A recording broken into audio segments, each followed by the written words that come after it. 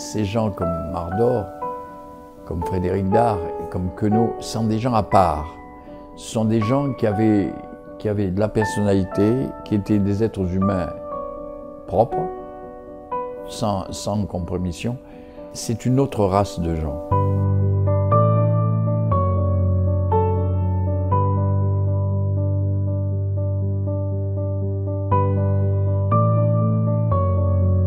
Michel a été un météore culturel, un touche-à-tout, et qu'on connaît plus en tant que critique de cinéma, qu'on connaît un peu en tant que cinéaste. Il y avait un côté un peu pince sans rire, il était extrêmement ouvert, enfin on pouvait parler avec lui sans problème, pas du tout quelqu'un qui se cachait, mais il préservait une part d'ombre.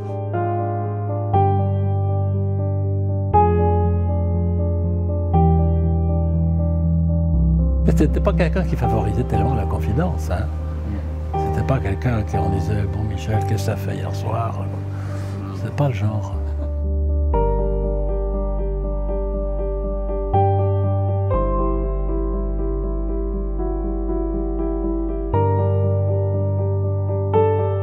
Ça restera toujours un peu pour moi un mystère.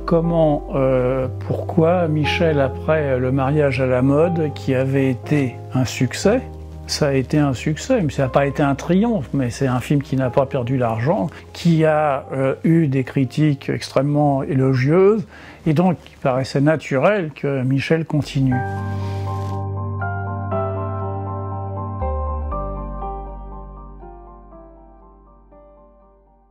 On a eu plusieurs années de correspondance avant de se voir. Alors, oui, d'abord il ne s'appelait pas Mardor, il s'appelait Michel Guinamant. Je me souviens de ça.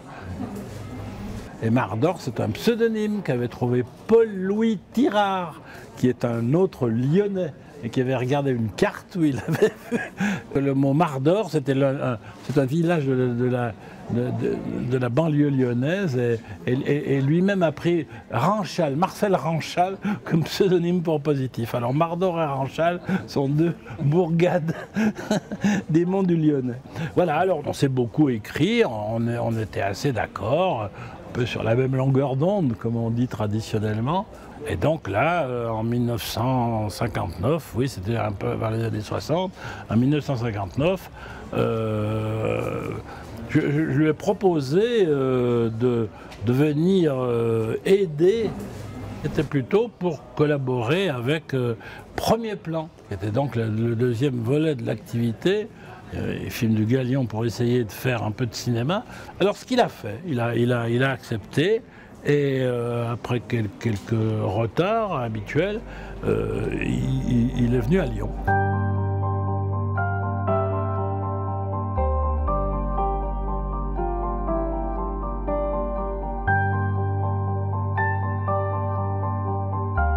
Il a signé le numéro 2 de Premier Plan, qui était sur Vadim, Roger Vadim. J'aimais beaucoup sa façon d'écrire. Oui, en effet, on a fait Prévert, Visconti, enfin c'était plutôt des petits livres que l'on a vus. Et il faisait ça très bien. Voilà.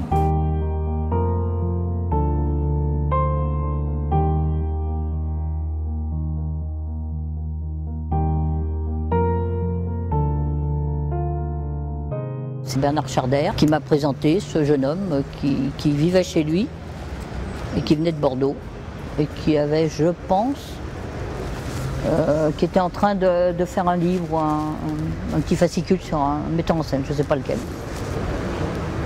Quelqu'un nous a passé je ne sais plus, feuilletait une petite revue, je ne sais plus si c'était l'imitation de Jésus-Christ ou je ne sais pas quoi, un truc un peu porno-surréaliste, un peu iconoclaste. Que je me suis mis à feuilleter, Michel l'a feuilleté avec moi, enfin on s'est mis à feuilleter ensemble et on s'est trouvé une sorte de communauté de goût qui était sûrement vrai de mon côté, mais qui chez lui était plus une envie de mieux me connaître. Mais j'étais trop jeune pour décoder ça. Et mon mari, qui était assez pas prétentieux mais suffisant, qui était le bourgeois, costume croisé, petit gilet. Et Michel avait une très très pauvre allure. Donc il avait pitié de lui, donc quand il venait à la maison, il disait au moins il mangera à sa faim. Donc il ne lui venait pas à l'idée du tout que je puisse m'intéresser à quelqu'un d'aussi insignifiant, enfin aussi... il faisait de la critique, mais Christian faisait aussi, hein, il n'y avait pas de...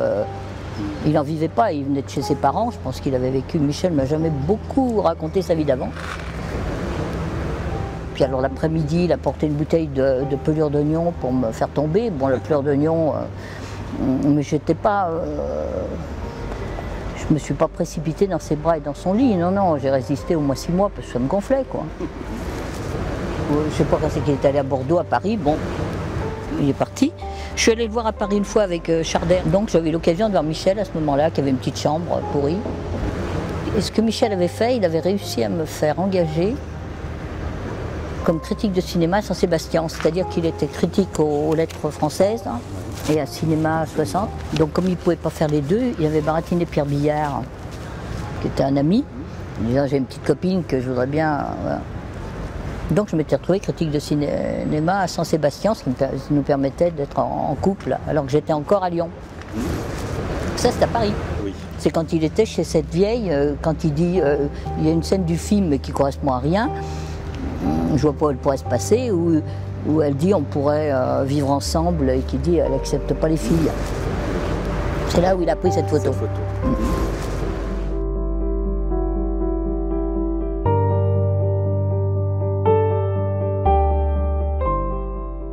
Voici bien le secret de Solo. Ce n'est pas un film opportuniste sur les suites de mai 68 et les attentats anarchistes. C'est un cri de rage qui expose au grand jour 10 ans de colère larvée contre la méchanceté des gens, la dérision de leur morale, l'hypocrisie de leurs actes. Pendant longtemps, Mocky a réalisé des films comiques pour la bonne raison que ses essais dramatiques, l'absurde et la cruauté ne faisant pas recette, avaient été des échecs. Avec Solo, il a pris sa revanche. Michel Mardor était quelqu'un qui était un peu un freelance à l'époque, parce qu'il ne faisait pas partie vraiment des cahiers, mais il les fréquentait. Il travaillait un petit peu pour eux de temps en temps, mais il n'était pas dans ce qu'on appelle la véritable confrérie qu'il y avait, c'est-à-dire Éric Rohmer, Godard, Chabrol, Domarquis, Rivette, etc. Il était un peu à côté. Il était un peu indépendant, et c'est peut-être pour ça qu'il s'est intéressé à moi, qui était en fait au cinéma un peu ce qu'il était comme journaliste. Il avait une rubrique dans l'Observateur, il travaillait dans les cahiers, et son ambition était à l'époque de faire des films comme réalisateur. Il faisait partie de cette cohorte de journalistes venus de province à la conquête de Paris. On pouvait appeler ça des Rastignacs, les Rastignacs de la presse. Et lui, il a eu moins de chance que les autres. Un peu comme Éric Rohmer, qui était l'aîné de tous ces gens-là, mais qui en fait a démarré le dernier, et avec le plus de difficultés, curieusement. Ça s'explique, je crois, par le fait que Godard et Chabrol étaient de familles aisées, très aisées, et que Rivette était plus pauvre, était un peu plus... à part lui aussi, Rohmer également, et que finalement Mardor était aussi quelqu'un qui n'était pas vraiment appuyé. On peut dire que c'est vrai que les metteurs en scène, Truffaut, Tavernier, ont intérêt à avoir leur propre boîte, etc. Rohmer, mais en tout cas, l'influence intellectuelle, alors Michel n'est pas allé jusque-là, mais c'est pas un homme d'affaires, mais en tout cas, l'influence intellectuelle de Rohmer est sûrement très importante, et sûrement qu'il ambitionnait un peu de pouvoir faire des films comme ça en les écrivant. Enfin, moi je trouve, je ne veux pas faire de critique de cinéma ici, mais parler un peu de l'homme plutôt que de l'homme, finalement. Mais je trouve que c'était quand même d'abord un littéraire, et que c'était plutôt son écriture, son invention de romancier, etc. Et donc pas de scénariste qui était à l'œuvre quand il tournait un film. Enfin. Je le connaissais comme critique, et d'ailleurs j'aimais beaucoup son approche du cinéma, qui était toujours une approche littéraire, avec l'idée de trouver un axe différent pour parler des choses. Mais il y avait dans ses critiques un très grand soin à la rédaction de ce qu'il écrivait. Quand je dis un très grand soin, c'est-à-dire que Michel Mardor n'était pas dans le modèle qui est en circulation aujourd'hui, qui est une sorte de résumé plus ou moins habile de l'action, une paraphrase du dossier de presse suivi de superlatifs. Voilà. Jamais il y avait ça chez Michel Mardor, jamais, jamais. Mais je pense que c'était un moment où la critique se plaçait de façon différente, c'est-à-dire qu'il n'était pas il réfléchissait dans la profondeur de l'histoire du cinéma et pas sur l'événement comme si les films étaient des espèces de champignons ou des insectes qui apparaissent en une fois et qui disparaissent aussi vite. Donc je crois que c'était ça sur sa façon d'approcher les choses. C'était une personnalité du cinéma, en particulier dans toutes les projections privées, on se voyait régulièrement. Et il écrivait au Cahier du cinéma après avoir écrit à Positif. Je crois que c'est un des très rares, avec Bertrand Tavernier et Pierre Casse, parce que je trouve qu'il y a des rapports entre Mardor et Pierre Casse. Je trouve qu'il y a un côté dandy chez tous les deux, il y a un côté littéraire, des gens qui écrivaient aussi des romans, etc. Ils avaient une vaste culture. Et puis ils avaient ce côté un peu en porte-à-faux par rapport aux journaux dans lesquels ils écrivaient. À Positif, il n'était pas totalement positiviste, quoique il a écrit un texte sur Hitchcock en 2 parties qui s'appelait Hitch au miroir, où d'ailleurs il traitait Jean Douchet de cornichon rondouillard, ce qui devait être amusant quand 6 mois plus tard il est allé au Cahier du cinéma pour travailler au Cahier du cinéma, puis ensuite au Nouvel Observateur. Et c'est là que j'ai découvert un talent considérable chez Michel Mardor, c'est l'art d'écrire de brèves notices, des courtes critiques, qui est sans doute ce qu'il y a de plus difficile à faire. Benjamin ou les mémoires d'un puceau, ou comment l'esprit vient au garçon en 3 jours de fête libertine. Enfin sous nos yeux le miracle 100 fois tenté, jamais accompli jusqu'alors. Un vrai film du XVIIIe siècle, probablement égaré dans le cosmos et retrouvé à la ferraille. Non point une fade reconstitution, une copie à la manière de ces faux meubles Louis XV qui gâtent la décoration contemporaine. Mais l'esprit du temps, ressuscité en travaux pratiques. Une gageure follement gagnée. C'était quelqu'un qui, quand je lisais ses articles dans le Nouvel Observateur, ou ce livre pour une critique de fiction, où il parle de Orson Welles, etc., tu sens que c'est un amant de la belle écriture. Mais il n'écrit pas pour s'écouter, il écrit pour t'accompagner, pour te faire avancer dans ta compréhension de tel ou tel sujet, qu'il parle de Francesco Rosi ou Orson Welles. En dépit de ce qu'affirme la légende, le triste privilège d'éreinter un film ne nous procure qu'une bien piètre satisfaction, et ce n'est pas par plaisir morbide que le critique accable un auteur. En outre, pour l'occasion, Pasolini est encore l'un de ces hommes que nous aimerions aimer, car son attitude frondeuse, sa liberté d'esprit, dans l'Italie contemporaine, nous le rendent d'emblée sympathique.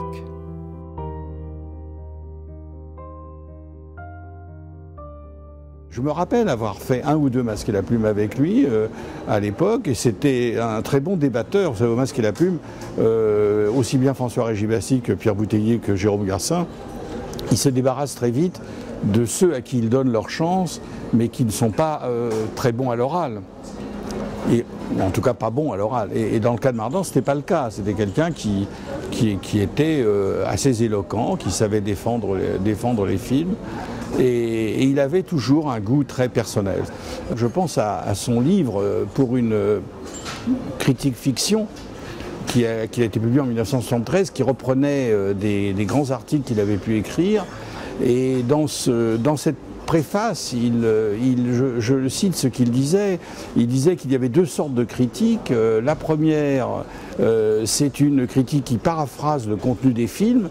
Et il n'était pas d'ailleurs négatif à l'égard de cette critique. Elle disait, elle informe, elle guide les panurges indécis, c'est-à-dire des lecteurs, elle donne des informations, voilà. Et puis la deuxième critique, disait-il, et c'était à lui-même qu'il se référait en particulier. Elle dissèque, elle coupe les cheveux en quatre, sa fonction est de tout mettre à jour, y compris l'inconscient. Elle devient créatrice. Les poings dans les poches ne sollicitent aucune complaisance dans le sordide. Impossible de refuser ce film en alléguant qu'il parle d'une névrose, d'un cas trop particulier, trop monstrueux pour intéresser le commun des hommes. En fait, il décortique à froid, d'une manière implacable, un romantisme universel. Tout le monde n'assassine pas son frère et sa mère, mais tout le monde cache une frustration compensée par des rêves aberrants. Ce tissu de velléité qui masque l'incapacité d'agir, mensonge bien connu des jeunes, Bellocchio le réalise comme un rêve. Nous avions demandé dans le même numéro de Positif à ces anciens ou actuels collaborateurs de raconter leur année. En même temps, on leur avait demandé de nous donner la liste des 10 films, les meilleurs films des années, de ces 50 années. Donc, Positif est né en 52, donc c'était en 2002, de donner les 10 meilleurs films entre 52 et 2002. Et voilà la liste de Michel Mardor, par ordre alphabétique. C'est vrai que c'est très difficile de classer des films. C'est déjà difficile d'en trouver 10, mais alors en plus de donner un ordre. Donc il y avait Amarcord de Fellini, donc il est fidèle à la Dolce Vita et à 8,5 sur lequel il avait écrit. Monsieur Arcadine d'Orson Welles, fidèle à son magnifique texte sur Wells. À l'Est d'Éden de Kazan. L'Armée des Ombres de Melville. Barry Lyndon de Kubrick, Lola Montes de Max Ophuls, Il était une fois en Amérique de Sergio Leone, Le mépris de Godard, Mort à Venise de Visconti et Vertigo d'Alfred Hitchcock. Donc on retrouve ce fameux Vertigo qu'il avait mis dans ses films qu'il avait marqués en 1958.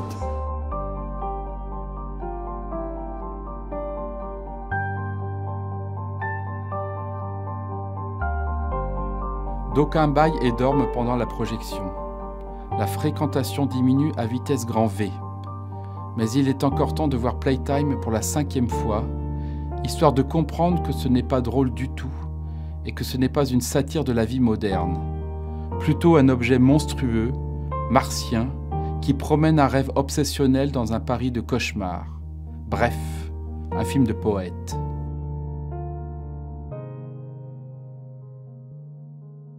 Dans les années 62, j'avais créé un ciné-club qui s'appelait le Nickelodeon avec Yves Martin et Bertrand Tavernier. Et l'ami Michel avait fait un papier très sarcastique dans Cinéma 62 et qu'il appelait ça « Messe noire pour salle obscure ». Et nous-mêmes, nous y étions pris pour le cœur des Nickelodeoniens.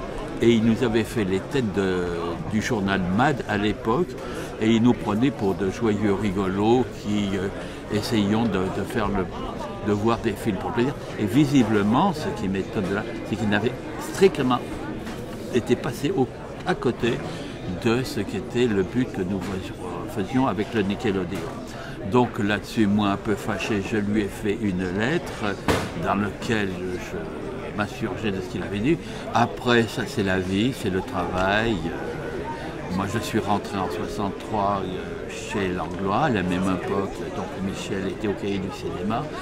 Et en ce qui me concerne, qui me touche le plus dans le travail de Michel, c'est quand même qu'il a été le seul, avec Eric Romer, à faire un énorme interview de Langlois. Avoir convaincu le Dragon qui garde nos collections et Mary Merson de faire un entretien aussi important dans les cahiers du cinéma, c'est une pierre fondamentale dans tout ce qu'on a fait sur Henri Langlois. Inexplicablement, il a abandonné la critique de cinéma. Je veux dire que je ne sais pas ce qui s'est passé à l'Observateur, pour laquelle raison il est parti de l'Observateur, mais il n'a jamais cherché à réécrire. Moi j'ai fait plusieurs tentatives. En lui disant ça serait bien, tu écris très bien, écris pour Positif de temps en temps un article. Il n'a jamais voulu, visiblement il n'a écrit nulle part et on se demande pourquoi. Beaucoup de ses amis se demandaient pourquoi, parce que il avait tout de même une assez grande facilité d'écriture, il écrivait toutes les semaines.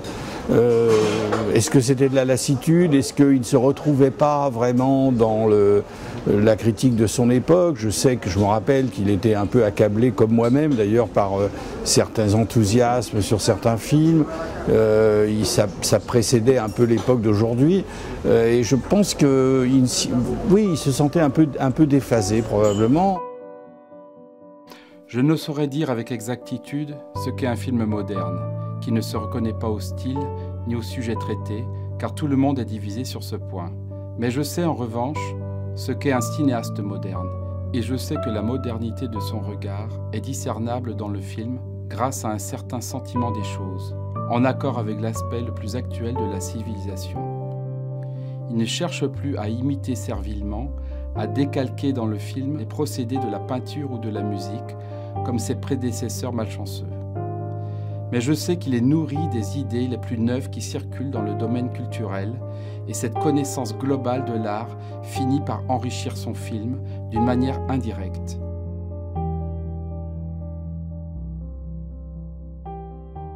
C'était un de ces gens qui aiment la littérature et qui vivent pas forcément à Paris, mais comme ça dans les coins en province, en ayant les mêmes références, etc. Et non, voilà, c'était... comment on aurait dit Conrad, je sais pas, quelqu'un des nôtres.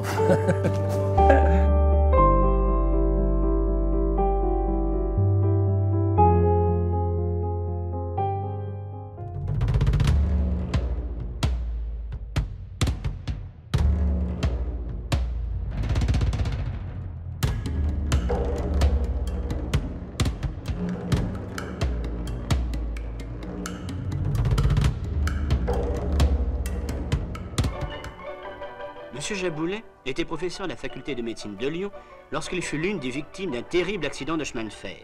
Le problème consistait à identifier son corps avec certitude parmi les nombreux cadavres. En effet, ce n'est qu'après une preuve formelle de décès que sa chaire à l'université pouvait être déclarée officiellement vacante.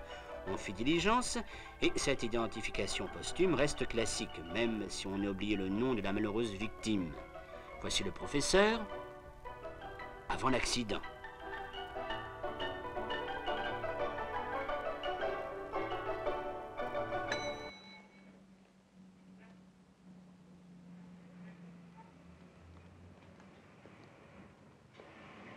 Monsieur?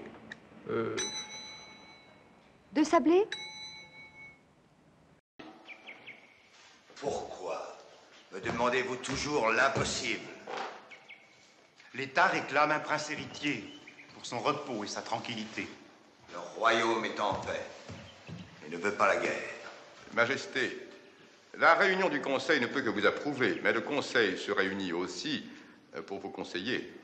Je comprends vos raisons. Je peux me remarier. Mais j'ai fait serment à la reine des femmes de n'épouser qu'une princesse plus belle et mieux faite qu'elle. Ce fut une promesse bien légère. Que voulez-vous dire? Il importe peu qu'une reine soit belle, pourvu qu'elle soit vertueuse et féconde. Je ne partage pas cette idée. Et je ne manquerai pas à ma promesse.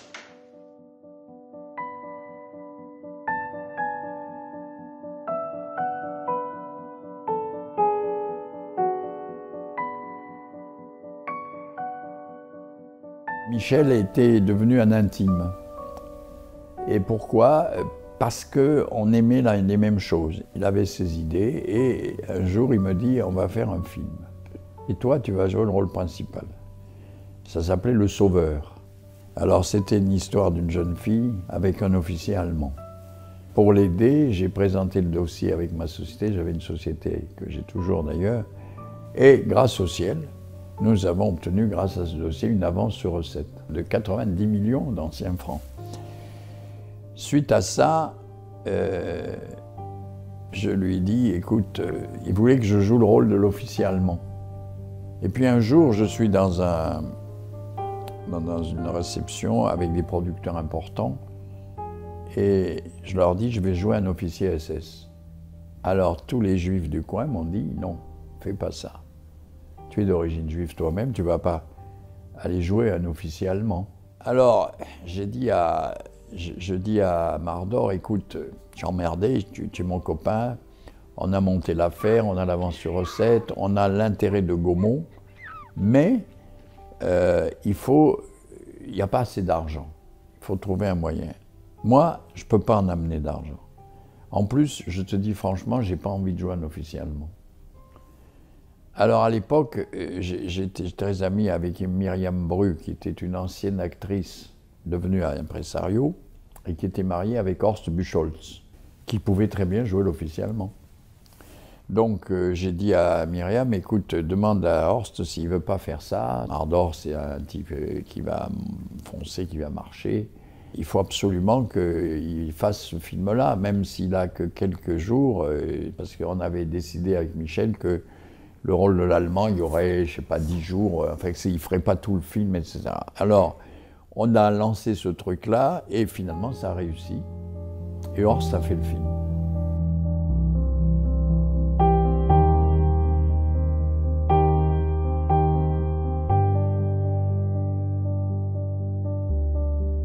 Sauveur, évidemment, je trouve que, je crois que ça n'avait pas été son premier choix, mais que le fait que ça soit Horst Buchholz, ça a été une idée formidable. Je l'avais trouvé formidable dans le film. Vraiment, j'avais trouvé que c'était une chose très très bien. Il y a toujours chez Michel le choix finalement de ces hommes à la fois élégants et distants. Alors, si on mettait Horst Buchholz et Yves Benetton côte à côte, bien entendu, ils ne se ressemblent en rien, mais ils se ressemblent peut-être dans une forme d'attitude, en tant qu'acteur, hein, je ne parle pas de personnes réelles, une sorte d'attitude à l'écran, face aux événements qui se produisent. Quoi, voilà. Quoi qu'il arrive, tu ne dois plus avoir peur. Nous allons perdre cette guerre. Ce n'est qu'une anecdote. Dans 20 ans, dans 50 ans, nous serons presque partout les maîtres. On ne le saura pas. Mais tu verras des gouvernements accomplir des actes bizarres, nos propres actes, comme s'ils exécutaient nos ordres. Et tu comprendras que notre défaite était une illusion. J'aime bien le Sauveur, toute la partie paradis perdu, là, quand il est tout nu. Ils sont tout nus tous les deux. Non, mais je trouve que ça a un côté comme ça, un peu utopie, même si Buchholz joue un jeu double, bien entendu. Je trouve que ça c'est bizarrement, ça a quelque chose d'un peu magique, pas mal, pas mal.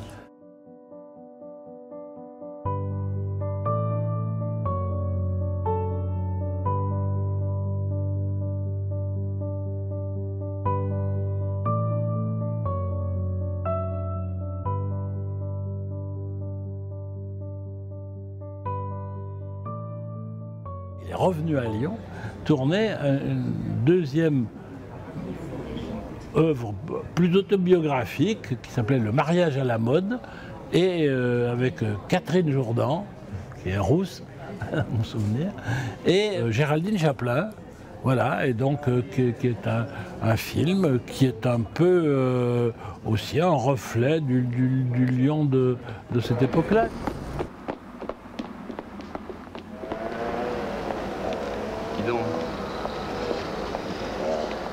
Tu vas sortir de ta campagne quand même. Tu as mieux à faire, tu sais, que de rester dans ce trou. Pour moi, c'est vraiment, je vais dire entre guillemets, un film d'époque. C'est-à-dire, c'est le reflet d'une époque.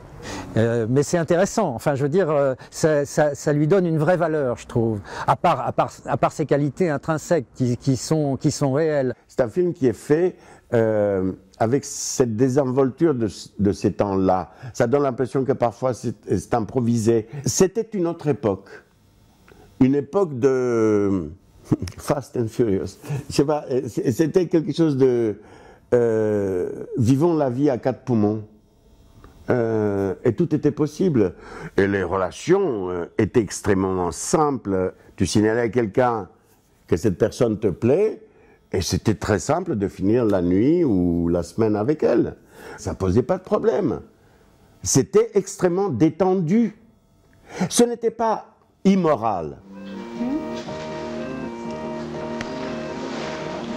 La tolérance, je trouve que c'est une très vieille idée bourgeoise. Et elle suppose beaucoup d'indifférence. Tu sais, moi, la tolérance, j'en ai vraiment rien à foutre. c'est pas mon problème.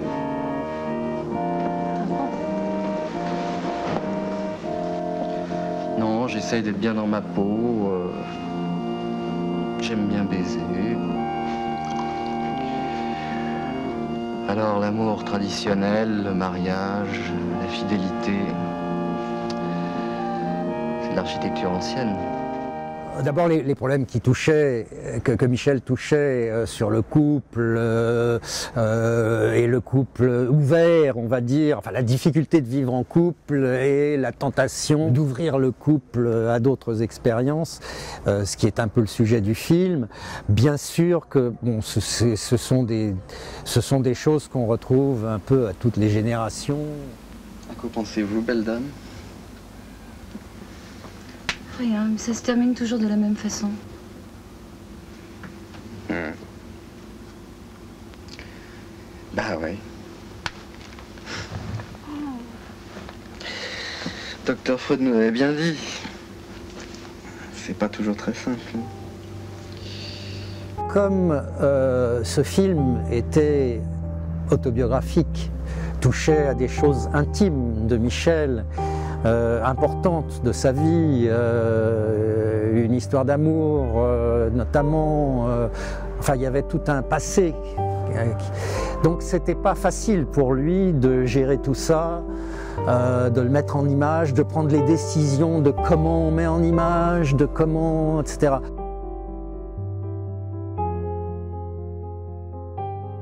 Il y avait une librairie au Drugstore Opéra, je ne sais pas comment c'est maintenant, mais il y avait une grande librairie. Et ça ouvrait jusqu'à 2 h du matin. Et je vois Mardor, le mariage à la mode. Je dis tiens, Michel, il a fait un livre. Puis j'ouvre le livre, à la première ligne, je tombe sur le passage où on regardait la revue ensemble chez Chardin. Je dis merde, c'est moi ça.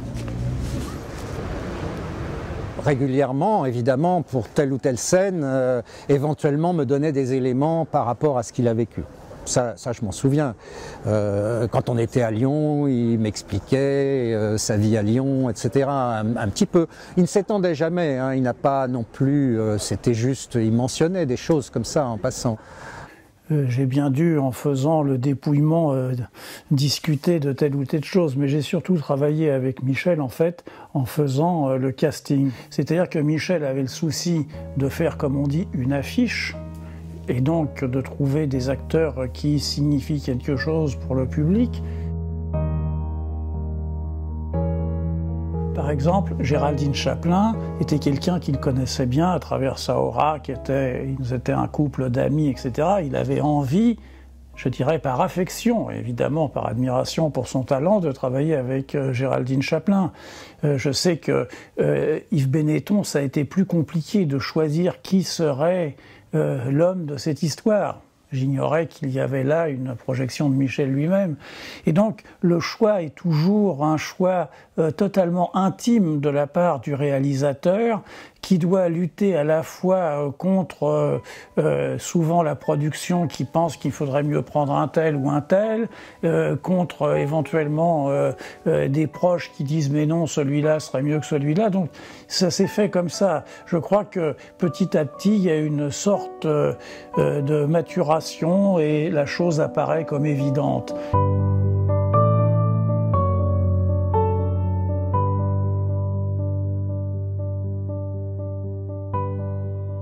Il y a des metteurs en scène qui finalement ne vous alimentent pas tellement par ce qu'ils disent, mais ça se passe au niveau du choix du comédien. C'est-à-dire qu'il y a comme une espèce de troisième sens qui fait que ce metteur en scène choisit la personne qui... Il y a quelque chose de presque télépathique quoi, qui se passe, voilà, avec certains metteurs en scène. Et je pense qu'il y avait quelque chose un petit peu de cet ordre-là. Je me souviens que Michel a été très heureux quand il a eu l'idée, puis il a rencontré, puis il a vu, puis il a discuté avec Catherine Jourdan. Pour lui, c'était soudain une évidence. C'était elle et c'était personne d'autre. Donc, vous voyez, les choses se sont faites comme ça. Je pense que pour les femmes, le choix a été fait très très vite. vraiment très vite. Pour Catherine Jourdan ou pour Géraldine Chaplin, je crois qu'il n'y a pas eu de discussion.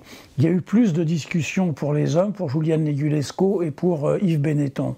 Il m'a contacté à un moment où,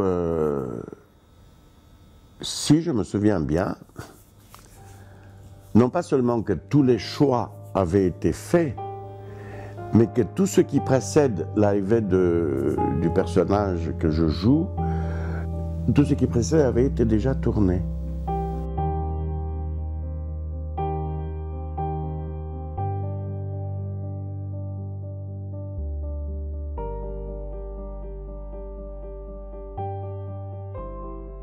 Je ne sais pas qui est Dano. Dano, elle ne correspond à rien. Et Géraldine Chaplin non plus, elle ne correspond à rien dans le film. Michel a tout mis à sa sauce. Tu subis de mauvaises influences, Ariel. Je suis sûre que c'est ce garçon qui te pervertit. Tu ne devrais pas vivre avec lui.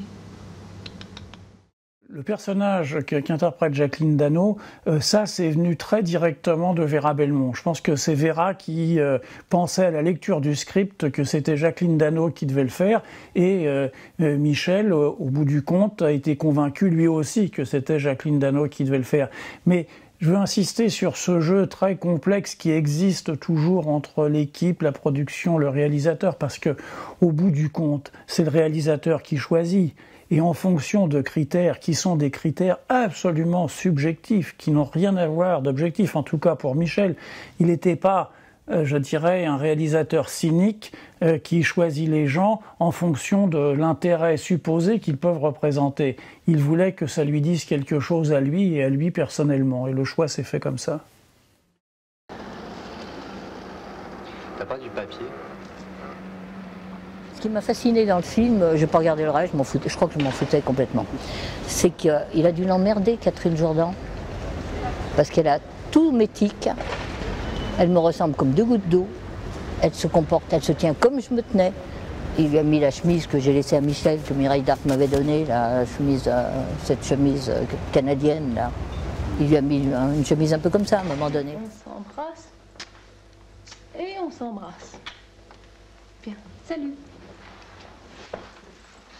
Jean-Michel, écoute, fais pas trop de bêtises pendant qu'on est parti. Je pars avec Ariel au club. Au club. Salut. On était dans un village de vacances qui était au bord de la mer. On habitait des petites maisons individuelles extrêmement agréables. Et moi, je tournais très peu dans la journée, surtout le soir, où il y avait une scène de fête, etc. La chose désespérante, c'était la présence d'une partenaire que je ne souhaite à personne, qui était Catherine Jourdan. Je ne peux pas la considérer partenaire. C'était une martienne. Elle ne savait même pas de quoi elle faisait partie, ou elle ne voulait pas, ou je ne sais pas comment Mardor et les autres l'ont supporté. Je ne sais pas s'il a été comme ça pendant tout le tournage. Je ne sais pas ce que Yves Benetton, qui a le plus travaillé avec elle, en pense. Mais avec moi, ça a été détestable. Hein. Catherine Jourdan était une fille assez étonnante, assez troublante, et surtout qui, moi, je la trouvais extrêmement douloureuse. Elle était terriblement traqueuse, elle avait une angoisse de la caméra, du tournage. Quand on faisait le clap, si on regardait derrière le clap, on voyait derrière qu'elle tremblait, qu'elle était là et tout. Et ensuite, quand ça partait, ça partait. Elle était une actrice. Mais je pense que pour elle, le tournage, tous les tournages étaient des épreuves quand même. Elle était quelque chose qui y avait toujours une chose qui sans doute la travaillait, qui était peut-être un manque d'assurance lié à son physique. Pourquoi je dis ça? Parce qu'elle avait beaucoup été utilisée par Alain Fleischer comme mannequin, au fond, et qu'elle n'était jamais certaine qu'on l'ait choisie pour autre chose que son physique. Je pense que ça, enfin, j'ai un peu parlé avec elle, je pense que c'était un peu ça, sa difficulté, quoi. Elle était comme un espèce de chat sauvage qui se méfie de tous les côtés et qui donne, à mon sens, au personnage d'ailleurs sa gravité, sa beauté et puis ce côté d'inquiétude et de force. Moi j'aimais beaucoup Catherine Jourdan, je trouve que c'est quelqu'un qui était réellement une actrice très rare, qui a été pas autant utilisée qu'elle aurait pu l'être, qui n'a pas eu peut-être les rôles qu'elle méritait. Je pense qu'elle a eu un très beau rôle dans Le mariage à la mode. Je pensais qu'après ce très beau rôle, elle aurait encore d'autres très beaux rôles. Et je ne suis pas certain que ça ait été le cas. Tu sais pourquoi elle porte toujours des pantalons? Non, pourquoi? Il y a une raison. Dis pourquoi? Elle reste pas comme ça plantée. Pourquoi, merde? Je m'énerve pas, mais c'est vraiment, t'es chiant à la fin avec tes conneries de réflexion. Tu connais rien. Je sais même pas ce que c'est qu'une bonne photo, en plus. Je sais pas de quoi tu parles. MLF vaincra, MLF vaincra. Vous êtes con, hein? Votre MLF, bon, con.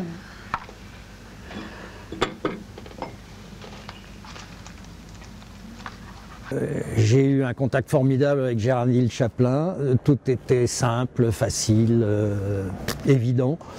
Avec Catherine Jourdan, c'était plus compliqué.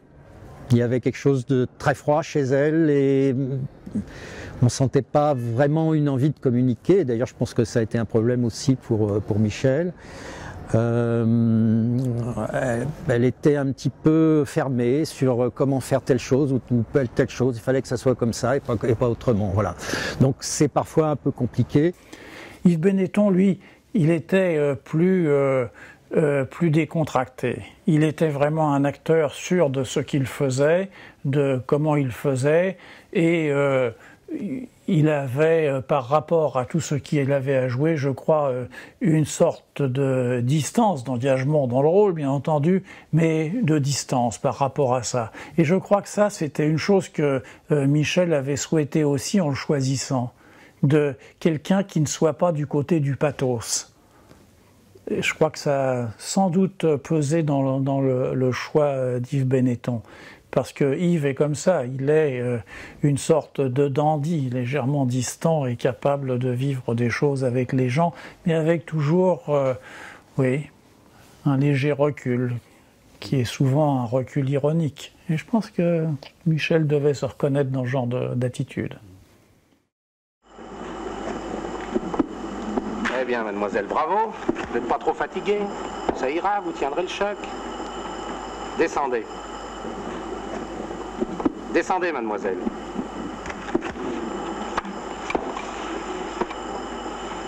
Descendez immédiatement. Et présentez-vous au bureau du personnel. Dépêchons-nous un petit peu. Allez. Pauvre con. J'ai toujours travaillé, moi. Et dans le film, on voit qu'elle fait une journée de boulot et elle envoie tous faire bout. Moi, quand je travaillais, généralement, ils voulaient à tout prix m'engager, les gens, que je devienne cadre, que je prenne en gérance la librairie où j'avais... C'était l'inverse. Au moment où je rentrais dans un boulot, je partais si j'avais un film ou un... Si j'avais... Voilà, c'est tout. Autrement, la Michel s'est vengé, je crois. Donc c'est lui qui foutait rien. C'était pas moi. Tu vas trop vite, là.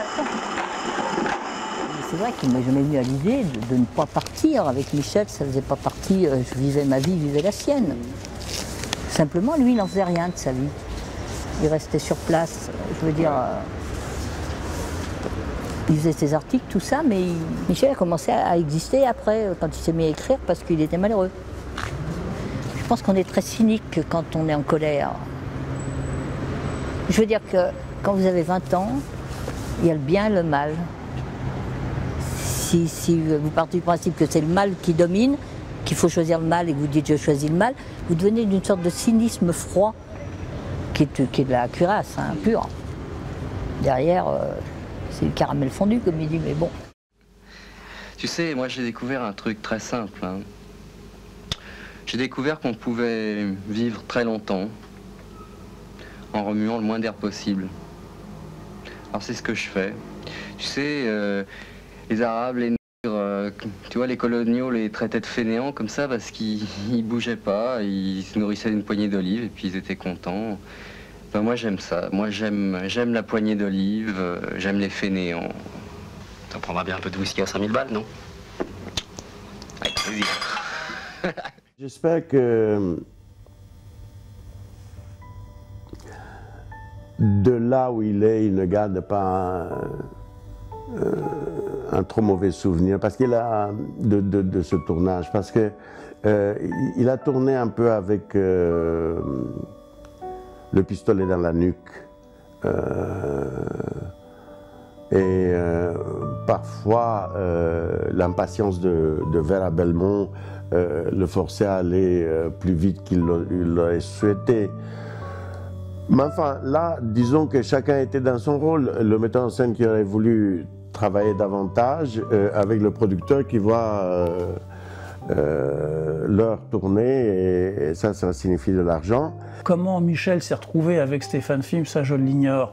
Ensuite, ça a été forcément compliqué, parce que aussi bien Vera que Linda sont des personnalités tout à fait explosives d'une certaine manière, et que seul un certain type de cinéastes sont capables de s'accorder avec, parce que ils ont travaillé aussi bien avec Piala qu'avec beaucoup d'autres, mais c'est toujours compliqué. Moi, j'ai beaucoup travaillé avec Vera et Linda, je m'entends très bien avec elles, mais je sais qu'avec Michel, il y avait beaucoup de tension, parce que il n'était pas dans, comment dire, il n'était pas dans des relations familiales avec Vera et Linda. C'était pas du tout le truc de Michel. Je veux dire, il sentait pas ça. Et je pense qu'il avait aussi, pour une part, un peu le fantasme du producteur, comme l'adversaire naturel du réalisateur et tout. Donc ça a été souvent oui, éruptif entre eux, forcément, parce que Vera n'a pas sa langue dans sa poche, Linda non plus, et Michel était un brillant rhétoricien, donc il s'engueulait autant qu'il fallait pour que cela existe. Mais bon, l'histoire du cinéma est faite de choses comme ça. Chaque film est un moment de notre existence, une étape dans une vie professionnelle.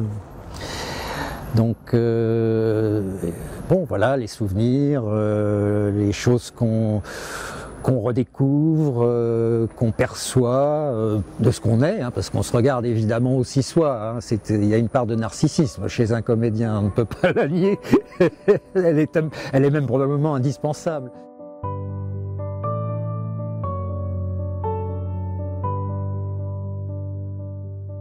Je regrette qu'à un moment donné, on se soit perdu de vue. Et son décès, oui. Je peux dire que ça m'a fait beaucoup de peine. Bon. Quelqu'un qui aurait peut-être pu faire, ne disons pas mieux, mais plus, enfin davantage. D'autres films, d'autres livres, en tout cas, ça, sûrement, hein, sûrement. Mais je me souviens, quand je l'ai revu, j'avais senti pas une certaine lassitude, mais un certain désenchantement. Enfin, il avait pris un peu ses distances, quoi. Il regardait tout ça d'un peu plus loin, et quand on est un peu plus loin, alors on n'est plus dans le coup, on n'a plus envie de faire non seulement de la création, mais même de la critique, quoi. Le destin de Mardor, je ne sais pas, parce que après Mariage à la mode, je ne l'ai plus suivi. Il avait envie de faire d'autres films, comme tout le monde, donc je ne sais pas pourquoi il n'a plus rien fait. C'est bizarre, mais il y a des cas comme ça. Je connais 2 ou 3 metteurs en scène qui ont fait 2 films et qui n'en ont plus jamais fait. Qu'est-ce qui fait que soudain, je ne sais pas, enfin, il n'est plus en vie, ou il n'est plus... l'idée de comment s'y prendre pour faire un film. Je ne me l'explique pas. Je ne m'explique pas qu'il n'ait pas fait 10 films derrière cela. Il était fait pour faire du cinéma, pour écrire et pour faire des films. C'était naturel chez lui. Et il y a des moments comme ça où les cinéastes se perdent. On le voyait encore assez souvent dans les projections parce qu'il faisait partie de ces heureux élus qui, cessant toute activité, néanmoins continuaient à être invités par quelques attachés de presse. En général, on vous oublie immédiatement dès que vous n'avez plus de fonction. Mais lui, je le voyais surtout aux Champs-Élysées dans les grandes projections où il était là et où on parlait après le film. Mais les tentatives de le faire revenir, impossible. C'était pas le genre De Gaulle, Sarkozy ou Napoléon.